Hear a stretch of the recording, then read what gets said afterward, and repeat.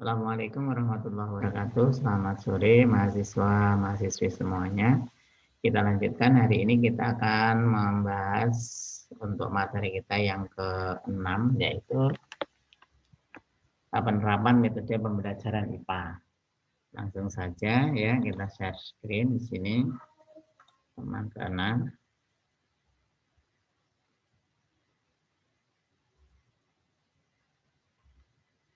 Ya, sebentar.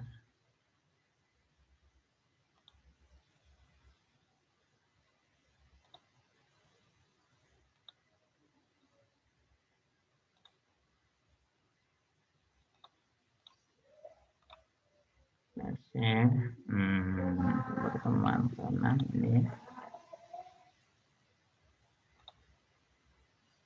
Ya.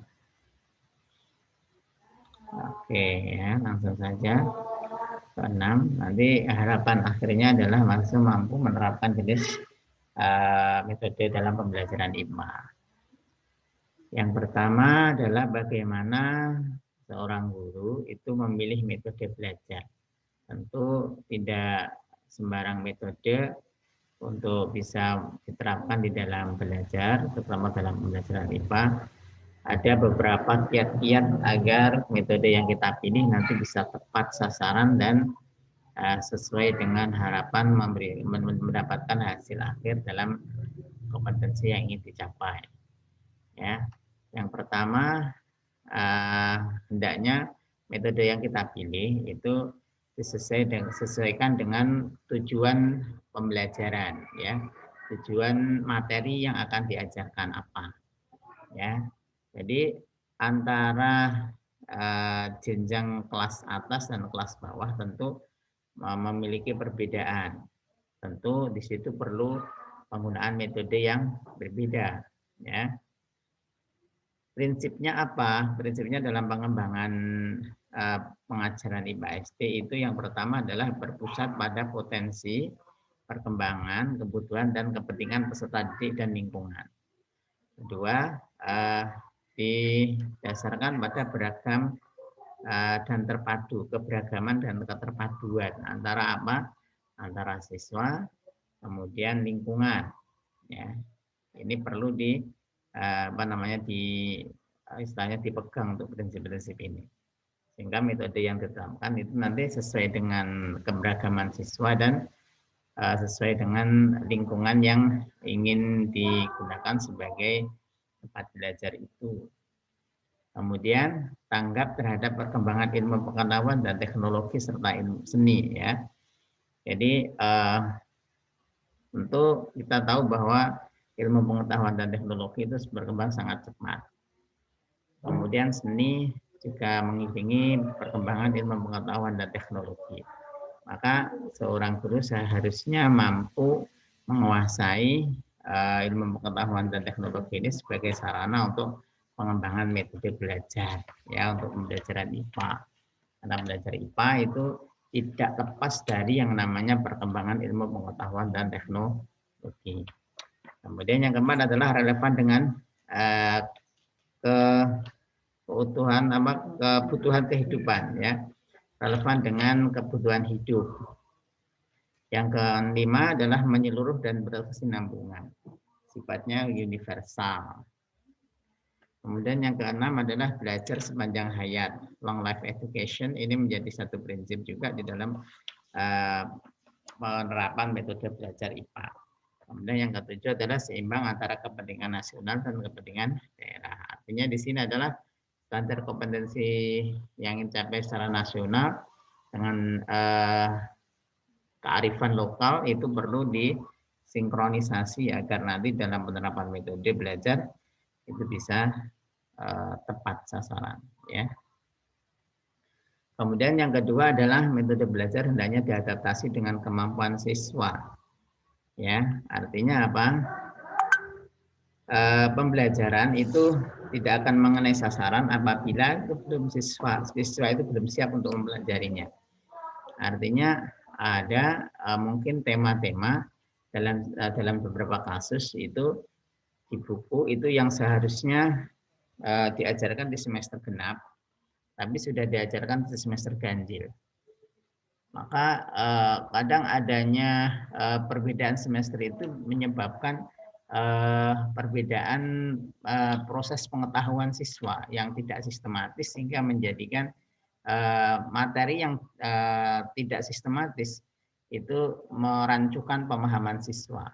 Ada yang semacam itu.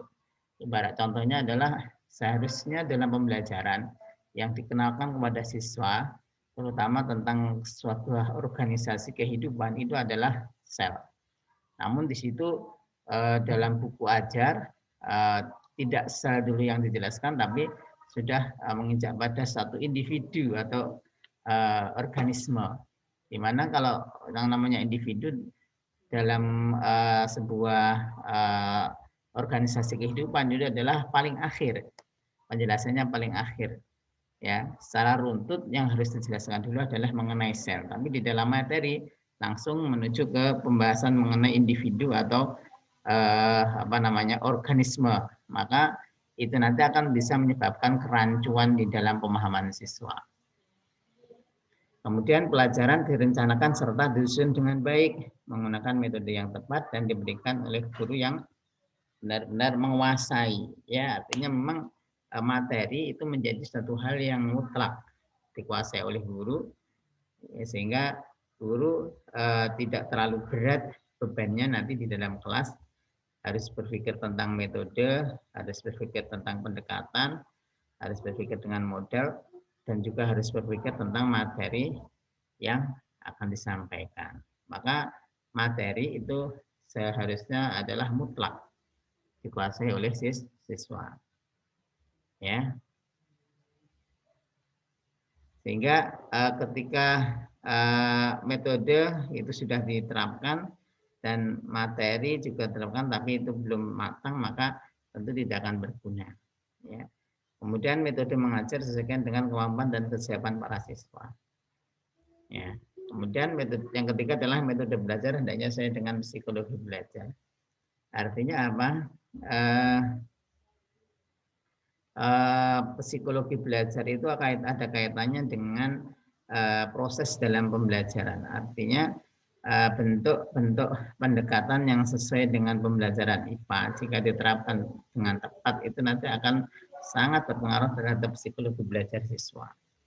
Jadi misalnya seperti ini. Jadi pemberian pengalaman secara langsung artinya menunjukkan yang sifatnya nyata bisa diterima oleh panca indera ya mengenai suatu tema pembelajaran itu akan semakin memberikan apa istilahnya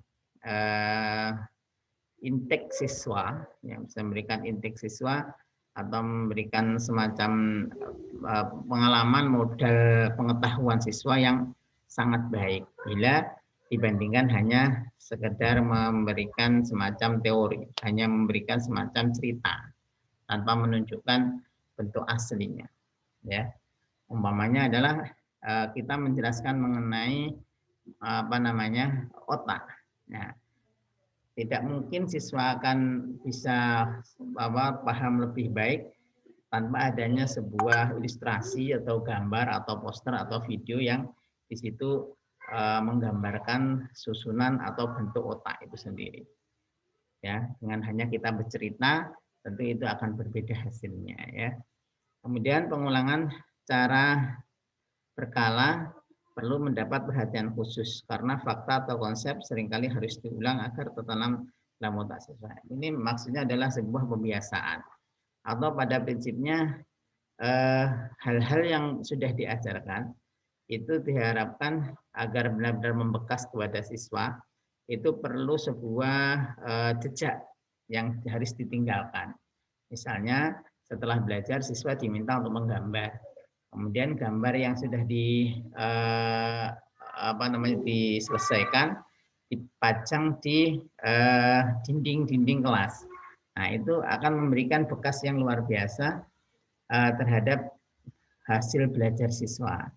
Artinya seberapapun gambar itu dibuat, bagaimanapun dibuat, kalau itu dari hasil proses siswa, maka itu akan lebih mudah ingat dan membekas pada siswa setelah itu ditempel di dalam dinding-dinding kelas. Seperti itu ya. Kemudian pengulangan bisa dilakukan dengan memberikan latihan-latihan. Artinya ini setelah itu ketika siswa diadakan latihan, ulangan dan seterusnya, itu akan bisa menjadikan lebih baik hasilnya bila tidak dilakukan tanpa adanya perlakuan tadi. Artinya tanpa perlakuan hasil akhirnya di reward, diberikan, ditempelkan di dinding-dinding dan seterusnya itu ya. Kemudian yang keempat adalah metode belajar hendaknya sesuai dengan bahan pengajaran. Artinya di sini adalah harus sesuai metode yang dipilih dengan bahan ajar yang akan disampaikan. Tentu itu akan berbeda ketika kita menyampaikan materi-materi yang sifatnya tidak bisa kita jangkau secara langsung, seperti kita menjelaskan sel atau menjelaskan sebuah organ.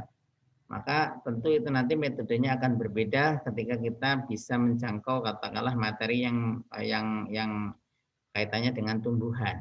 Ya. Dan kalau tumbuhan kan di mana-mana ada. Satu tumbuhan bisa mewakili beberapa tumbuhan yang lain. Maka hendaknya kalau tumbuhan itu bisa dilakukan dengan melakukan proses bentuk pembelajaran langsung, ya, berbasis lingkungan. Kalau seperti menjelaskan organ itu kita bisa menggunakan sarana teknologi untuk menyampaikan atau mengilustrasikan gambaran mengenai organ-organ tubuh manusia. Seperti itu, ya. Kemudian metode belajar hendaknya sesuai dengan alokasi dan sarana prasarana yang tersedia. Ya, tentu di sini dalam memilih harus sesuai dengan jumlah jam pelajaran. Ya, kalau toh memang itu nanti memerlukan waktu yang lebih lama, bisa diagendakan dalam bentuk dharma wisata atau dalam bentuk sekolah lapangan, ya, kunjungan lapangan seperti itu akan lebih baik, ya, dengan mengagendakan waktu-waktu tertentu. Tapi kalau memang tidak ada waktu itu, maka perlu benar-benar biar efektif dalam pembelajarannya perlu penggunaan metode yang di situ sesuai dengan waktu yang dijatah untuk pelajaran IPA. Syukur-syukur kalau memang berdasarkan pengalaman saya dulu itu saya rela untuk mengambil waktu di luar jam guna mempersiapkan hal-hal yang diperlukan di dalam pembelajaran nanti. Kemudian ketika pembelajaran berlangsung, maka langsung kita gunakan sarana-sarana yang sudah disiapkan sebelum pembelajaran dimulai. Artinya itu dibuat seefektif mungkin, ya. Terus kemudian yang keenam, metode belajar hendaknya sesuai dengan pribadi guru, ya. Artinya tentu di sini guru memiliki peranan yang besar di dalam penerapan metode belajar. Ya, guru sebelumnya memang harus memiliki istilahnya harus pernah menguji cobakan metode-metode yang sudah ada baik dalam pengalaman pembelajaran yang lalu atau dalam latihan pembelajaran. Ya, itu perlu diterapkan oleh guru sehingga dalam proses pembelajaran secara real di kelas guru tidak canggung atau tidak kontroversial terhadap pribadi guru itu sendiri, ya. Nah, kemudian ini ada contoh penerapan metode pembelajaran ya, siswa kelas 1 sampai kelas 4, ya. Kelas 1 sampai kelas 4, ya, diantaranya adalah ini ada temanya tentang ciri-ciri benda. Ciri-ciri benda. Kemudian metodenya yang digunakan adalah metode eksperimen, ya. Jadi praktikum, ya, eksperimen.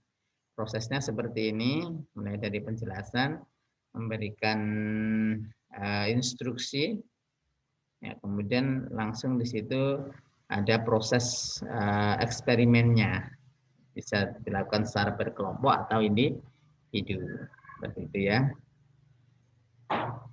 Kemudian di akhir ada evaluasi. Nah, silakan nanti ini bisa dibaca sendiri untuk contoh-contoh penerapannya.